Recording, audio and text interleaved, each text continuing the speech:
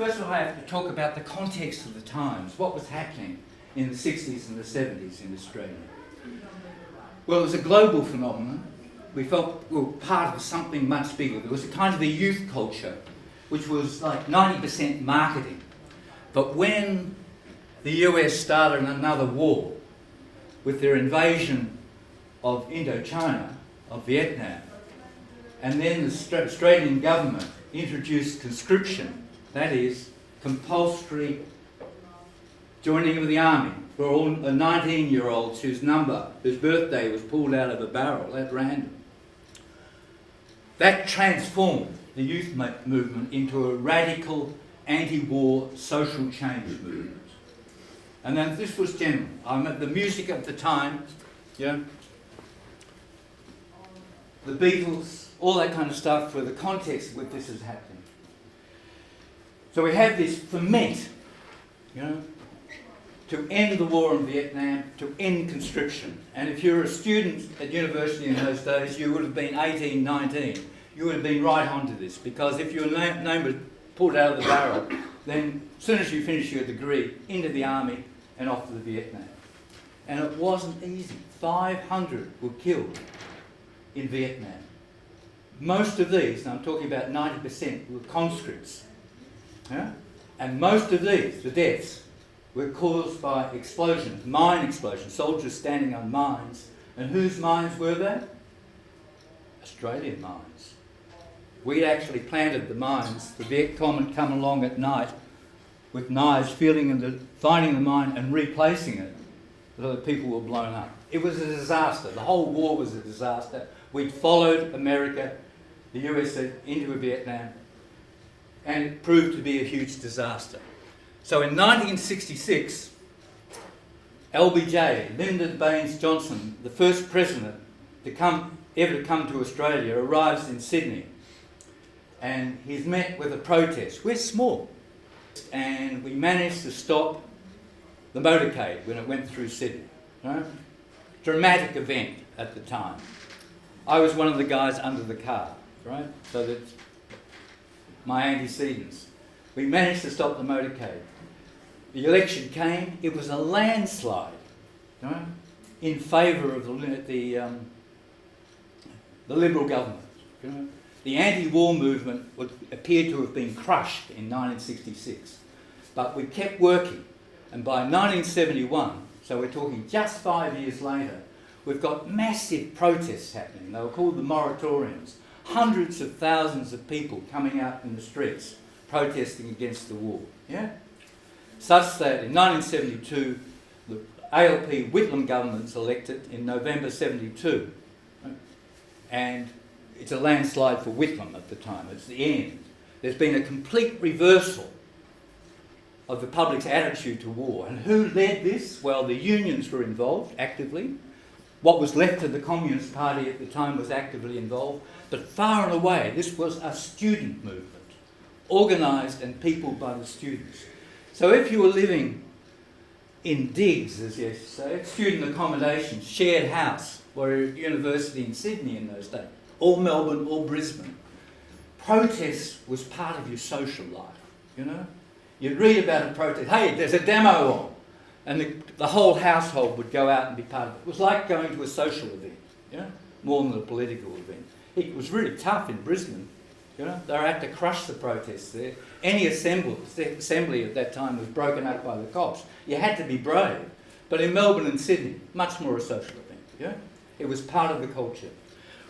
So when we won, and we did win, we brought down the government, right? We had a new future in front of us. And this is the context in which the Aquarius Festival happens in. The Aquarius Festival was produced by the Australian Union of Students. So the thesis I proposed to the Australian Union of Students was that we organise the festival without a program, and invite all these aspects of the counterculture to assemble at the site and see what community we created out of that. Right? This was the motivation behind looking for an alternative, looking for a different place to do this biennial festival. Now, the guy developed these ideas with was called, his name, Johnny Allen. And I got a call from Australian Union of Students saying, why don't you apply for the job? It's being advertised as director of the Aquarius Festival. Okay, I'll do that. I went, they flew me down to Sydney, I got interviewed, I got the job, and they said, oh, there were 2 positions advertised. One was the director of the Aquarius Foundation, and we were appointing this guy called Johnny Allen. So it was like a gift, you know? The 2 guys who had come up with these ideas were suddenly given the resources to pull it off. So that's the context in which the Aquarius Festival happens. It's a time of radical cultural change, and we set out as radicals to get these radical influences in different aspects of the culture concentrated in temporary community for the Aquarius Festival. It was 10 days, you know, in May. And I went to the public telephone, we didn't have mobiles, to make a call to the architect students, a fellow called Cole James, who was a senior tutor at the architect school at Sydney. And he'd offered to be the site manager, you know, to get the site ready. So I said, well, Cole, I failed again. I haven't found anything. I've got nothing to suggest. He said, Graeme, we're running out of time. Maybe we shouldn't be looking for a piece of land, a greenfield site where we have to put in infrastructure like water supply and drainage and toilets. Maybe we should be looking for something that's already there, like a showgrounds. I said, well, I just had a look around Nimbin and it's got a great showground down there that seemed to have a lot of facility. I said, well, maybe we should check that out. So I went down to the Nimbin from the telephone box, got the telephone number off the, you know, for hire board down at the showgrounds, rang it up and said, we're interested in hiring the showgrounds. And they said, oh, happy to meet you. So I organised a meeting time that involved Cole James coming up from Sydney to visit Nimbin. And we parked in the main street of Nimbin, in Cullen Street, opposite the post office, and they were waiting for us at the War Memorial, the Show Society, the A&I Society committee. And we walked up the middle of the street towards them, you know. And I tell you that detail because that's how empty the streets were. There was no traffic, you know. There were about 3 cars parked in the street at the time. Anyway, I had this conversation and we were, you know, striding up. It was like high noon, you know, the meeting of these 2 cultures. The radical counterculture meets conservative show society in Nimbin. And we had a very productive meeting. They were eager to earn some money for the show society and hire it out. But when they got to understand the dimensions of the event, how big this could be, they thought, well, we ought not do this without Nimbin community support. Yeah? So let's organise a community meeting. And the show society agreed to host it. Fred Cullen, the family after the main street and stuff, was the chairman of this meeting. And the context for Nimbin was that in the beginning of that year there'd been a 4 Corners program about rural recession, and they'd chosen Nimbin, of all places, to show the effect of the rural recession in Australia. And this you know, national publicity for Nimbin being a town that was going backwards offended the local people. Because you have to understand the context of Nimbin is that it was only settled in the 1890s. You know? In 1920, the area had its peak butter year. It was all downhill from the 1920s. That is, in those 30 years, they'd come here, they'd bought their blocks of land by selection off a map in Sydney, yeah? Come here, cut down the forest, the big scrub, looked around for an industry that would work. They chose butter production and built the butter factories all around the district as cooperatives, right? Working together, yeah? And produced a viable community. They built their own school.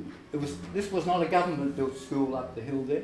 It was a citizen initiative. The citizens built the school. They built the hall. The hall was the first thing they built, actually. Yeah? Right.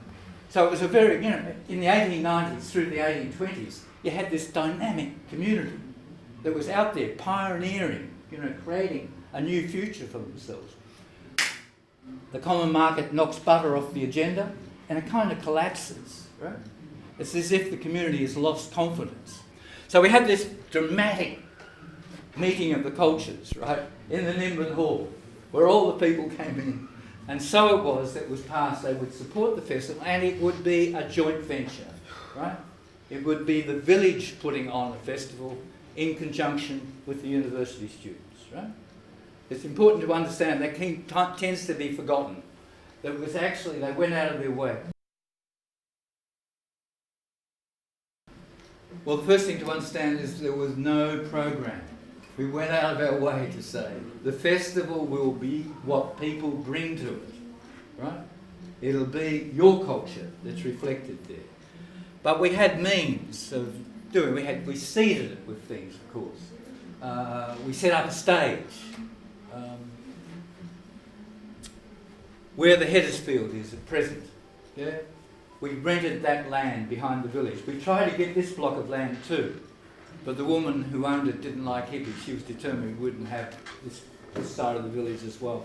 So we got another bit of land out along Gungus Road, between the road and the creek, which was the major camping area, plus the showground on the other side. So we had a connection through there.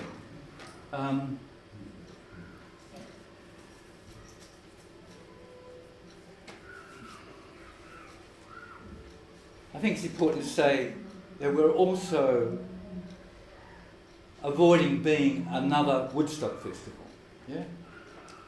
Woodstock Festival had happened 2 years before. It was a major phenomenon for the counterculture, that this youth culture could gather in such numbers that it created a national emergency. Although it could block the roads, and then it rained and everything was mud and all this kind of stuff. But in the end, it was a music festival. It was all about big egos with big amplifiers on a big stage playing to a passive audience. Yeah? There was a bit of dancing, but basically it was a one-way festival. And we said, by this time we'd had enough of the music industry. There had been festivals, a Rimba festival down in Sydney, the Sunbury Festival, where the music industry had replicated the Woodstock phenomenon of the big stage with the big egos, right? We said, no, this is a counterculture festival. We will not pay any rock and roll, people. If you want to come and play rock and roll, great, but we're not going to pay for you. Yeah? So this equation of Woodstock and the Nimbin Aquarius Festival is a bit species. Yeah? We're inspired by the youth culture, but not by the form of the culture. We wanted to do something that would get people working together as a community, yeah? And feeling their way. So what worked for us? Well, we went around, with the election of the Whitlam government, they created the Australian Council for the Arts, yeah? A funding body, the first time a funding body for arts development in Australia. It was all new when we were looking for money for the Aquarius Festival. And literally, Johnny Allen and I walked around the offices of the Australian Council, going to visit the various heads of the different boards, the crafts board, the music board, the theatre board, all this kind of stuff, saying, we've got this great idea for a festival, how can you help us? Right? So it was so loose at that time that these project officers who had access to this money would say, oh, I've got a great idea for it. And they would write the grant application for us, right? So we didn't have to argue it. They would find the money for their ideas. And one of those ideas was from the music board director, was to bring a tight wire walker, Philippe Petit from France. He'd seen him perform at a festival and thought he was terrific, right? The ticket, the money was arranged overnight. So what's the feeling of the event? Spontaneity. Oh, another theory that we were greatly influenced. It was called de-schooling. It was the idea that schools were, instead of opening people's minds, were narrow, limiting their opportunities. And one of the big challenges of the 21st century would be to de-school, to get people out of the habits of schooling and get them into the habit of learning. Yeah? So the idea of the alternative to schooling was what they called learning exchanges, where you'd set up in your community an information exchange where people could advertise, I want to learn this, I want to learn how to work a chainsaw or something like this. And someone could say, I can teach you that, yeah? I want to learn, I want to teach. No to schools. And that's what we set up in what was across the road there, there's a clothes shop there now, was a learning exchange, and every day people would go in and chalk up seminars, things they wanted to talk about or wanted to be part of, you know, or wanted to share. But mostly it was sitting around, yeah. The festival never came together as a single focus until the police busted it on the fourth night. Yeah, I think it was the third night. And we had an agreement with the police that they would not go into the camping areas, into the fields, without consulting us, knowing how volatile students could be in the front of police harassment. Don't do this without telling us and giving us good warning. They did it. They went and busted someone, and in bringing their prisoner, arrested him, in bringing him back towards the police station up Gungus Road, ambushed by the police. The word someone went to the main stage and said the police are busting the festival. As one, people went and surrounded the van, jostled it. In the course of this, the policeman's gun was taken, the prisoner was released, and the media went wild. And suddenly, hippies riot at Nimbin was the headline in the afternoon press. You know? And so what happened, I think, well, the festival was kind of split after that between the radicals who said we should have confronted the police there and then. Let's have it out. Many left the festival. Other people said, and this is the major, some of the images you'll see here, is a big meeting. And that was the image. Whether we fought the police or we just yielded. This was very Taoist, not to confront. Right? Let the festival continue. Let the love and peace and joy win the way. Well, love and peace and joy were the people that prevailed. This is the meeting, the big meeting. Here's President of the Australian Union of Students. This is Johnny Allen. Here's me with beard. The big meeting decided how we'd respond to the police. Yeah? So love and peace prevailed. And come the great sports day on the Sunday, the second last day of the festival, which Doug Anthony attended, there was a tug of war between the straights and the hippies.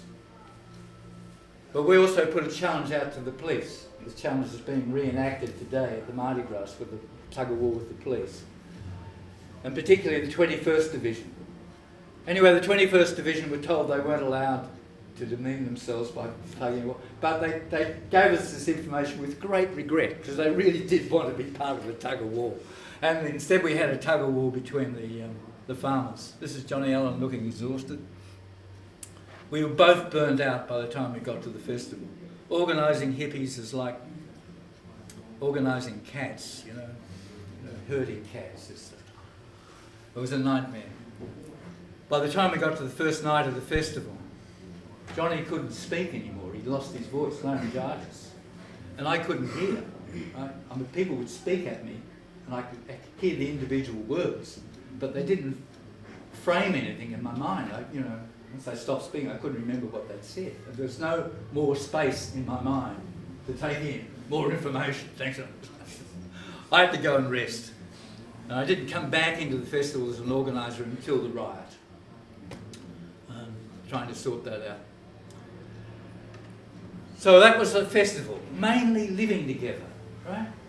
And this was part of my sociology at the time. What I had noticed, the big question for me was what was going to create cultural movement in these times?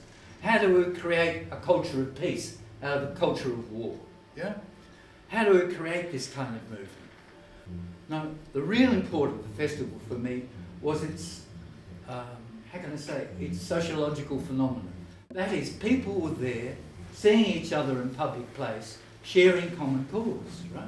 And unlike the old lefties, we wanted to dance, yeah? We wanted to be flamboyant. We wanted to occupy the public space with our spirits, with our hearts, yeah? So I got a big insight for me from there. In all my organising of anti-war stuff, anti-conscription, anti-war rallies at the camp, were always accompanied with music, yeah? I would always have a band to lighten the atmosphere, always have a song going. So the festival was kind of an extension of this, to create a gathering where people would share, you know? Not get talked at, but would live the culture. So it's the idea of festivals creating temporary communities. Yeah? You come together and you live together and you share your values. Yeah? That's what creates cultural movement. It's not rational. We're herd animals. You know? We have this elaborate emotional structure that responds irrationally, irrationally, feeling part of a herd. Yeah? That was what the festival created. Right? It planted many dreams. Most of these structures you're seeing here were built by architect students from Cole James. He encouraged them to come along and experiment, develop the site. They built bridges, they built shelters using natural materials. The impact on the Sydney University Architecture School was to go low tech. Up to that time, architecture was all about building high-rises. Yeah? The most splendid office in Sydney. That was the ambition of every architect, to have a tower in Sydney. After Nimbin, they said, no, we want to talk about shelter, low-cost shelter. How do we house Aboriginals, for example? Yeah? How do we find technologies that don't burn up the earth and its resources? How can we use local materials to make shelters? Mud brick and all that stuff. Alternative technology took off big time. A whole generation of architect students changed direction with the Aquarius Festival. Yeah? Also, alternative technology. Yeah? Solar energy today is all born in this time. This is when they began talking about it. The alternative technology workshops. These are the architects building bridges out of bamboo, local bamboo in the trunk. Yeah? Yeah, across the creeks. So that was the effect. The Aquarius Festival was a cultural impact. But you've got to understand, when you see this footage, see how sparse it was. Yeah? When people equate it with the Woodstock Festival, when you got 500,000 people turning up, it wasn't like that. Yeah? Maybe 2,000 people max. We said 5,000 at the time, we were exaggerating. But when you see the old footage, you see there are never any great crowd gatherings. This is the Nimbin Festival, right? The Aquarius Festival. Hardly anyone, yeah? Compared to the Mardi Gras, for example. Yeah? That's what happened, yeah? And of course people stayed on after the festival. I came back 2 years later and we started seriously organising community cultural development. I came back with a group of people. We called ourselves the Reality Construction Company. Our object was to turn dreams into social realities. Yeah? So all the dreams of the Aquarius Festival, how do we make them enduring cultural practice? Yeah?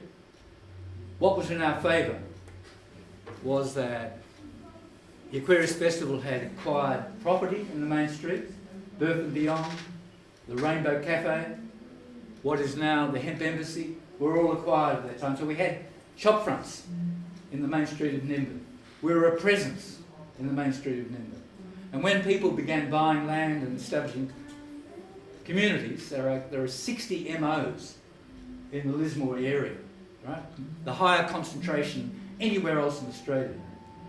This gave us the critical mass, yeah, to allow these ideas to take root as community practice and evolve.